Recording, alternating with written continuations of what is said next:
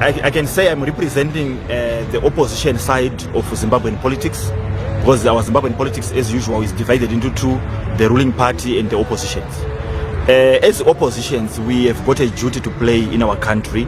The Kudirajecha ideology means to destroy the Zanu PF Zimbabwe and build the opposition Zimbabwe. But in reality, Zimbabwe is one country. So it's impossible now to destroy the Zanu PF Zimbabwe and build the opposition Zimbabwe. The only way is to build the one Zimbabwe. How do we build the one Zimbabwe? Opposition parties have got different manifestos that can't be implemented because they are not in power. So if I've got my manifesto, another party has got a manifesto, we should bring it to the ruling party so that they implement. We need to work together.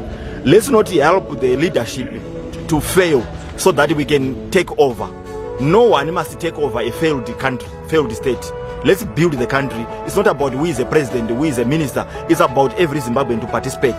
Therefore, the change we want in Zimbabwe is not only the replacement of ZANU-PF with the opposition. The change we want is to change from your individuality. As Tinashe, I should stop insulting leadership. As Zimbabwe, I should stop spreading the hate in my country. I should speak love, unity. And I should work with ZANU-PF without a problem. I should work with MDC without a problem. I should work with ZAP without a problem. We want to build one Zimbabwe. So we should differ in political formations. We should differ in political ideologies. That doesn't make us enemies. Therefore, I'm saying to Mr. Mandaza, I am really sorry for what I did to remove a scarf from your neck. The president of ZANU-PF, who is the president of the country. Can you remove that scarf from your neck? Can you remove that thing? You can't. Tinashe, come on. This is not the time. Yesterday you got a chance to speak. We just want to hear Kennedy's side. Tinashe. Let's sing. Where I thought I'm playing a hero, where I was playing a Spider-Man. I'm sorry for that. I need to be a true Zimbabwean, where my parents, my ancestors must be proud of me. Thank you. On behalf of ZANU-PF and indeed on my own behalf, I want to acknowledge the understanding that has now emerged from the leader of Ideal Zimbabwe. We accept the apology that he extended to me as an individual, which I think also goes as far as to ZANU-PF, the party whose scarf was removed from my neck. Then we believe that it was politics. Mr. Tinashe at that time did not have the kind of orientation that he has now. But given that he has this orientation that seeks to bring Zimbabweans together, we accept that and would want to urge all other Zimbabweans to have the same spirit that in politics we do not hate one another, we do not scold one another. We are people of Zimbabwe who should be working together to build one Zimbabwe.